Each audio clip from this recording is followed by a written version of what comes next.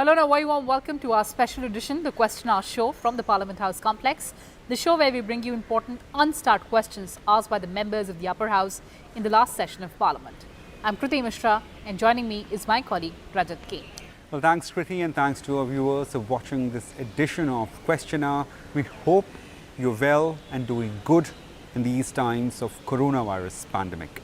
Well, absolutely, Rajat, that's the biggest hope. Yeah. But Rajat, as you know, that Question Hour is a very important tool in India's parliamentary democracy because it gives an opportunity to the members of both houses of Parliament, Rajya Sabha and Lok Sabha, to question the government and to seek answers from various ministries and departments. Now, there are different types of questions, the start questions, the unstart questions and also the short notice questions. Start questions are those questions of which answers are given orally on the floor of the House. Well, the other category is the unstart questions where answers are deemed to be laid on the table of the House at the end of the proceedings. And in our show, which is the Question Hour show, we bring you all the important unstart questions asked by the members of the upper house in the last session of Rajya Sabha. So Rajat, let's begin the show. And the first question in this edition is from member GC Chandrasekhar, and this question pertains to the Ministry of Environment, Forest and Climate Change. And the member has asked the government about e-waste generated in India during the last 5 years and whether steps have been taken by the government to mitigate or to recycle e-waste in order to avoid the hazardous impact on the environment.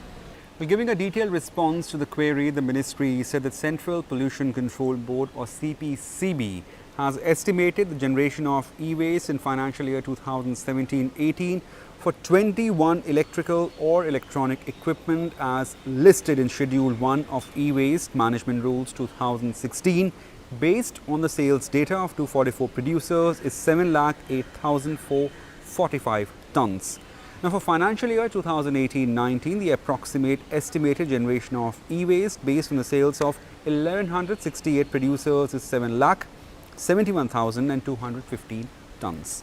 In order to ensure safe disposal of e-waste, the government has notified E-Waste Management Rules 2016 as amended in 2018 for its effective implementation.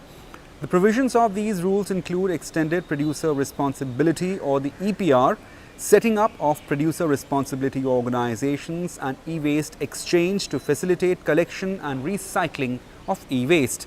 A demonstration plant has been set up at Bengaluru under project title Environmentally Sound Methods for Recovery of Metals from Printed Circuit Boards of Phase 2, which is being implemented by the Centre for Materials of Electronic Technology, or CMET, Hyderabad and E-Parisar, Bengaluru.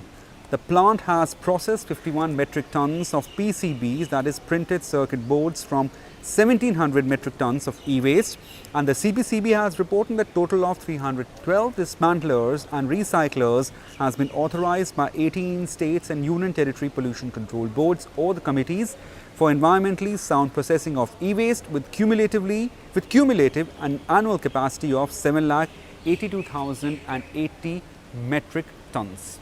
And Rajat, normally we interact with the members in the Parliament House complex, we interview them in the corridors, but it's a different time that we're living in. So we interacted with member GC Chandrasekhar through virtual platform, and this is what he had to say on government's response. He also made certain suggestions.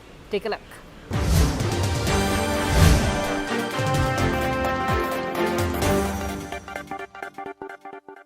And joining us on the Question Hour show is Rajya Sabha MP, Mr. GC Chandrasekhar. Mr. Chandrasekhar, welcome to Rajya Sabha Television and thank you so much for joining us through this virtual platform. Thank you. Good morning.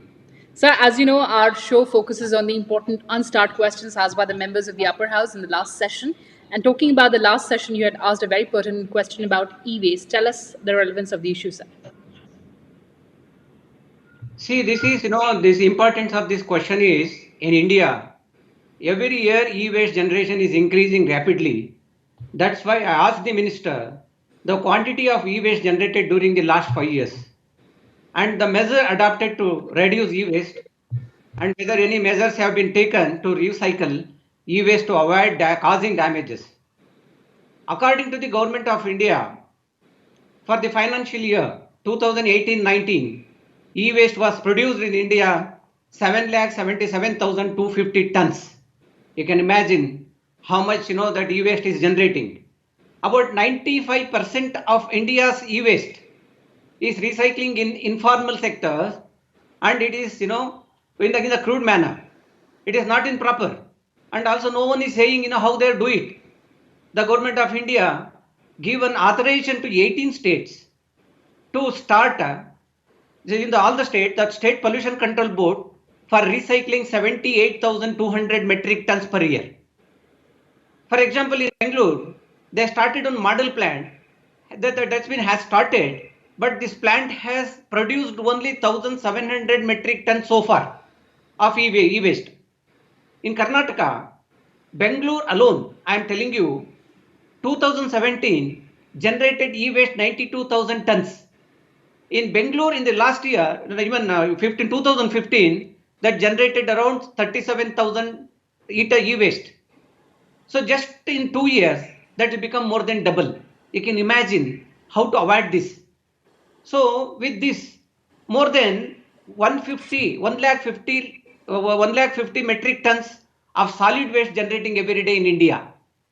This is the most important thing. Only less than 15% have been processed. The remaining 80% have been dumped in the landfill sites. This is how dangerous you can see that, and also how farmers are going to suffer in this. And every year, around 55 lakh metric tons of solid waste disposed in open areas in India. The whole country I am talking about it. In India, almost all urban cities are dumping solid waste in landfill sites. For example, Bangalore, Mahanagarapalika, BBMP, you know that very well, having 1 crore 30 lakh population. See, it generates around 5,000 metric tons solid waste per day. I am telling you. The BBMP is spending around 700 crores per year to collect the e-waste and only to transport. So what that is for dumping and in processing, other thing is different.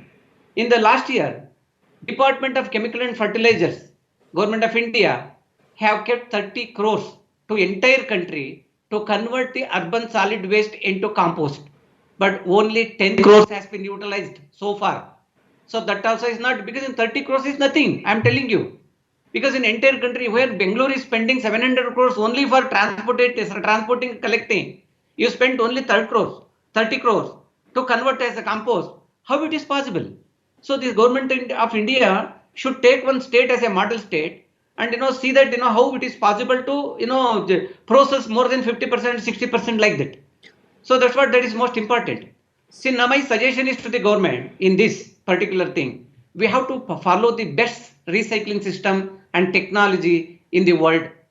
According to me, in my knowledge, so this is in Germany, South Korea and Australia are recycling more than 60% of municipal waste.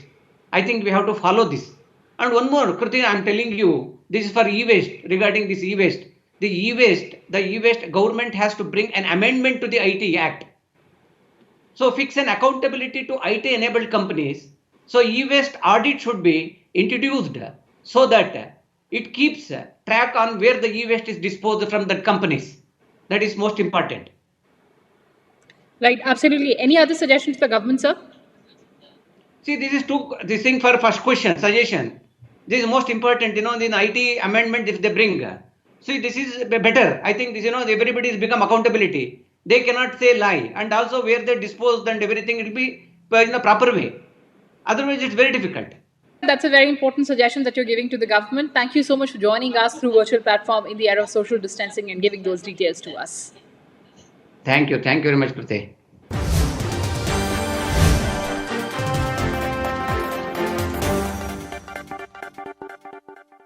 Well, moving on to next question that was asked by member C.R. Ramesh from Ministry of Tourism. The member sought whether the government has identified iconic tourist site across the country and what are the details of the same. Well, the government has given a detailed reply to this question, and the government says that Ministry of Tourism has identified 17 sites in the country for development as iconic tourist sites, namely Taj Mahal and Fatehpur Sikri in Uttar Pradesh, Ajanta and Ellora in Maharashtra, Humayun's Tomb, Red Fort and Qutub Minar in Delhi, Kolwa in Goa, Amer Fort in Rajasthan, Somnath and Dholavira in Gujarat, Khajuraho in Madhya Pradesh, Hampi in Karnataka, Mahabalipuram in Tamil Nadu, Kaziranga in Assam, Kumarakom in Kerala and Mahabodhi Temple in Bihar. The government further says that the ministry shall be developing the above sites in a holistic manner with focus on issues concerning connectivity to the destination, better facilities, experience for the tourists at the site, skill development, involvement of local community, promotion and branding, and by bringing in more private investment. The government further says that ministry has requested the Ministry of Finance for holding the Expenditure Finance Committee meeting for approving the scheme. Work on the development of sites will commence after completion of all the procedures and formalities. And viewers, it's time for a short break. Lots more on the other side.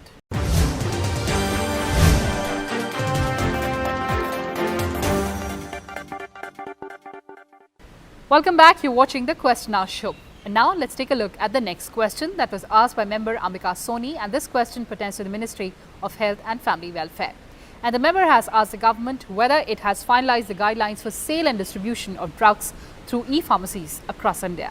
Responding to query, the ministry said in order to regulate the online sale of drugs comprehensively, the government has published draft rules under notification of GSR 817 dated 28 August 2018 for inviting comments from public and stakeholders for amendment to drugs and cosmetic rules 1945 for incorporating provisions relating to regulation of sales and distributions of drug through e-pharmacy.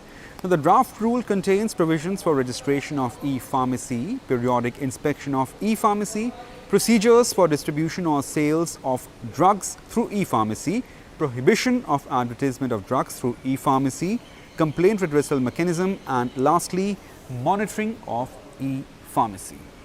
Well, next question was asked by member Sanjay Raut from Ministry of Health and Family Welfare. The member asked whether any recent researchers have revealed that continuous use of salt sold by premium brands can have an adverse impact on human health, and using regular iodized salt are more at risk of high blood pressure and also leading to various kind of life-threatening diseases. A very, very important question indeed.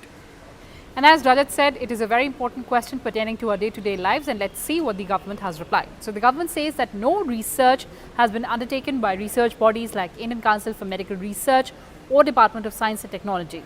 However, elevated sodium intake is associated with diseases such as hypertension, cardiovascular diseases, and also stroke. The World Health Organization also recommends a reduction in sodium intake to reduce blood pressure. The Food Safety and Standards Authority of India, which is FSSAI, as regulatory body prescribes the permissible limit of substances in common salt and iodized salt. And let's move on to the last question of this edition of the Question Hour show, which was asked by member Birendra Prasad Besha. And this question pertains to the Ministry of Culture. And the member has asked the government about the number of cultural heritage centres and other places of heritage importance identified in various states, especially in northeastern part of India. Giving a detailed response, the ministry said there is no provision under the Ancient Monuments and Archaeological Sites and Remains Act 1958 and the Rules 1959 to declare or recognize cultural heritage centres. However, as per Section 4 of the Ancient Monuments and Archaeological Sites and Remains Act 1958, ancient monuments or archaeological sites and remains, as the case may be, which are of historical, archaeological or artistic interest and have been in existence for not less than 100 years, may be declared by the central government as of national importance. Now, at present, there are 3,691 monuments, or to say the sites, that have been declared as national importance in the country. Now, the state-wise abstract, including the ones in the northeastern region, has been furnished by the government in the detailed annexures in replying to the query. The other part of the question dealt with the issue where the answer was the protection and maintenance of monuments declared as of national importance is taken up by the Archaeological Survey of India or the ASI by way of structural repairs, chemical preservation and environmental development around the monument, which is a regular and ongoing process, and the required work are taken up on the need basis as per the established principles of conservation subject to availability of resources. Now, in addition, creating of tourist-related amenities like drinking water, toilet blocks, facilities for the vision, pathways, cultural notice boards, signages and vehicle parkings, and also cloakrooms at the centrally protected monuments or sites are also the regular activity which ASI undertakes as per need and the availability of resources. Well, that's it in this edition of Question Hour Rajya Sabha TV. We hope you like our show. We just request you to stay safe and stay at home. And keep watching Rajya Sabha television.